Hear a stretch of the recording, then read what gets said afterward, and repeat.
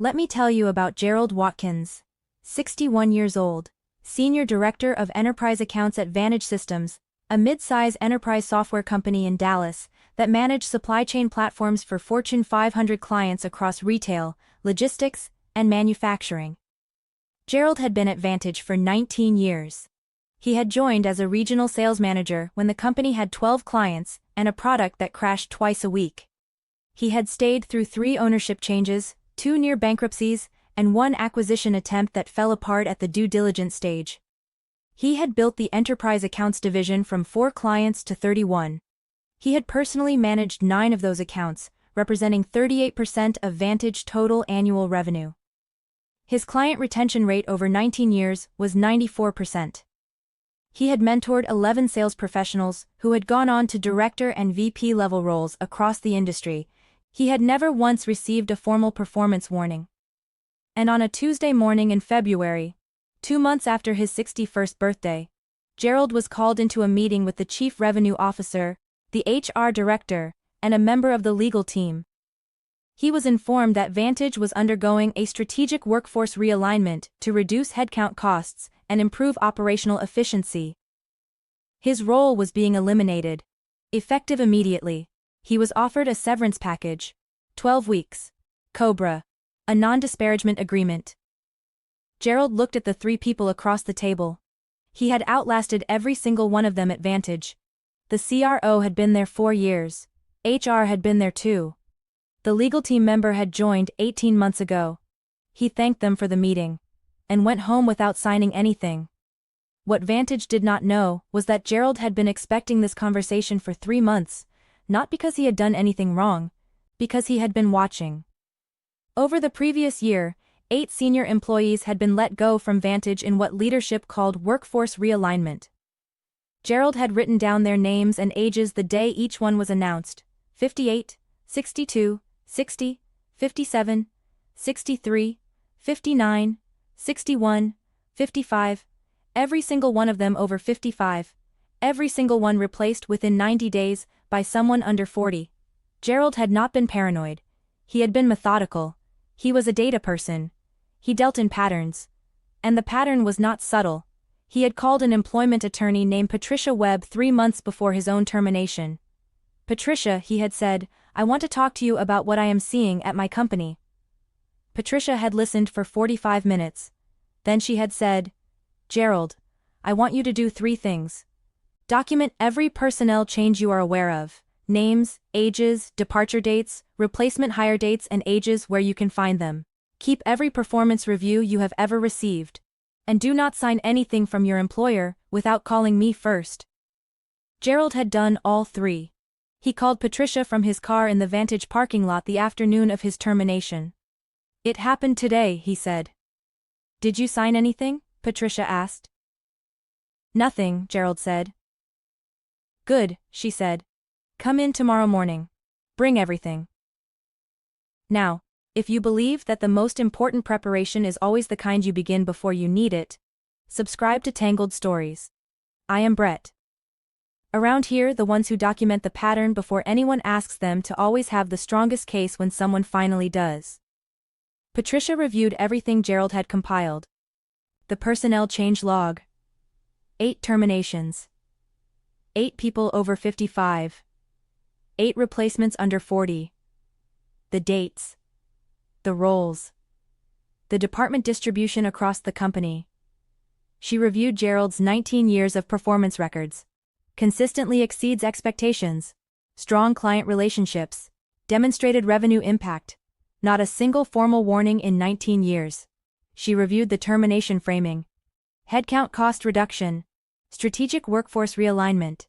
Then she pulled the EEOC age discrimination charge filing guidelines and the relevant provisions of the Age Discrimination in Employment Act. "Gerald," she said, "when they told you this was about headcount costs, did they provide any documentation supporting that rationale?" "No," Gerald said. "Nothing written. Just verbal." "Did they provide any analysis of which roles were selected for elimination and why?" "No," Gerald said. "Did they offer any explanation for why your specific role was selected given your revenue contribution?" "No," Gerald said. Patricia was quiet for a moment. What was the age of the person hired into the territory you covered after you left? She asked. Gerald had checked. 34, he said. Patricia nodded. Gerald, she said, what you have compiled is one of the clearest age discrimination patterns I have seen in 18 years of practice. 8 terminations over 12 months. Every person over 55. Every replacement significantly younger. No documented performance basis for any of the eliminations. And a specific case involving you that places a 19-year top performer with a 94% retention rate in the same bucket as a headcount cost problem. What are our options? Gerald asked. We file an EEOC charge, Patricia said. We document the pattern. We document your individual case. We request the personnel data through the discovery process that the EEOC charge will open. And we pursue a claim under the Age Discrimination in Employment Act. What is the exposure for them? Gerald asked. Patricia went through the calculation. Lost wages. Future earning capacity through a reasonable retirement age. Benefits continuation. Compensatory damages for the emotional and professional impact. And given the pattern you have documented, potentially liquidated damages, which under the ADEA, can double the economic damages if willful discrimination is established. She gave him the range. Gerald was quiet for a moment. File it, he said. The EEOC charge was filed the following week. Vantage received formal notice within 30 days. Their general counsel, Thomas Mercer, reviewed the filing with outside counsel. Outside counsel reviewed the personnel data Patricia had referenced in the charge and confirmed that Vantage would need to produce it through the EEOC investigation process. They pulled the records. 8 terminations over 12 months, ages at termination, role descriptions, replacement hire data, ages of replacement hires. Outside counsel reviewed the data and called Thomas with their assessment. The pattern is documentable, they said. 8 terminations over 12 months. All individuals over 55, all replaced by significantly younger employees. The EEOC investigator will see the same thing Patricia Webb saw, and the individual case, a 19-year employee with no performance issues and a 94% client retention rate described as a headcount cost problem, is the kind of specific fact that juries respond to. Thomas asked about the strength of a defense. Outside counsel was direct. The headcount cost rationale has no supporting documentation. There is no analysis showing why these specific roles were selected. There is no evidence that the selection criteria were age-neutral. The replacement hire data makes the age-neutral argument very difficult to sustain. What is the realistic exposure? Thomas asked. Outside counsel calculated it. Lost wages through retirement age, future earnings, benefits, compensatory damages. And if willful discrimination is established, liquidated damages doubling the economic award. They gave Thomas the number. Thomas called the CEO, Marcus Webb, immediately. Marcus had been at Vantage for 3 years. He had not personally made the termination decisions. Those had been made by the CRO with HR involvement. He read the exposure number, then he called the CRO into his office. The conversation was not warm. Marcus authorized Thomas to contact Patricia Webb and explore resolution. Patricia called Gerald. They want to talk, she said. I assumed they would, Gerald said. What do you want? She asked. Gerald had thought about this carefully. He was 61 years old. He had given 19 years to a company that had described him as a headcount cost. He was not going back, but he also understood that what had happened to him had happened to 7 other people. And that the resolution of his case could influence what happened to people in similar situations at Vantage going forward. He told Patricia his terms. Patricia delivered them to Thomas. 1. A settlement reflecting the full economic damages, lost wages through retirement age, benefits continuation, and compensatory damages for the professional and personal impact of the termination. The number was not the ceiling. It was the floor. 2. Liquidated damages reflecting the willful nature of the pattern, documented across 8 terminations over 12 months. 3. A formal written acknowledgement from the board that the workforce realignment had disproportionately impacted employees over 55, and that the selection criteria had not been age-neutral. 4. Vantage to implement a mandatory age-neutral documentation requirement for any future workforce reduction. requiring written evidence that selection criteria were applied consistently across all age groups before any termination was approved. 5.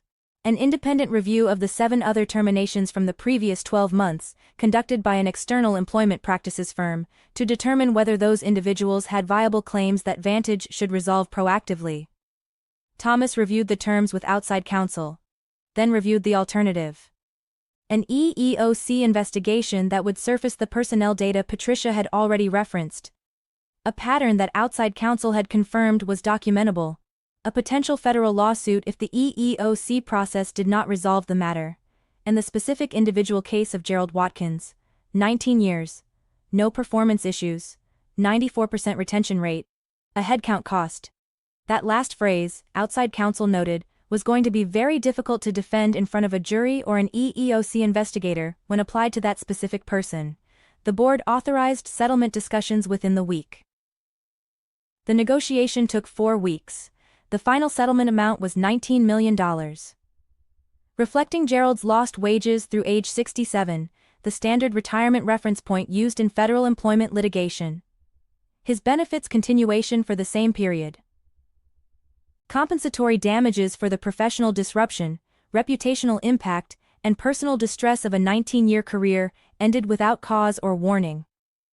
And liquidated damages reflecting the documented pattern of age-based selection across the 8 terminations. Vantage also agreed to engage an independent employment practices firm to review the other 7 terminations. That review resulted in 5 additional settlements, not public, not disclosed in detail, but resolved.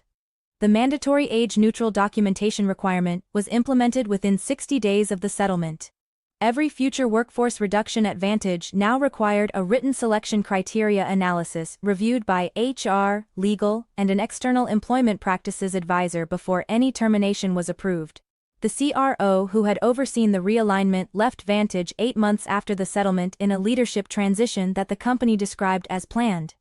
Thomas Mercer implemented a mandatory ADEA compliance training program for all senior leadership. Annual. No exceptions. He called it, internally, the Watkins Standard. Gerald did not return to Vantage. He had not expected to. He had not wanted to.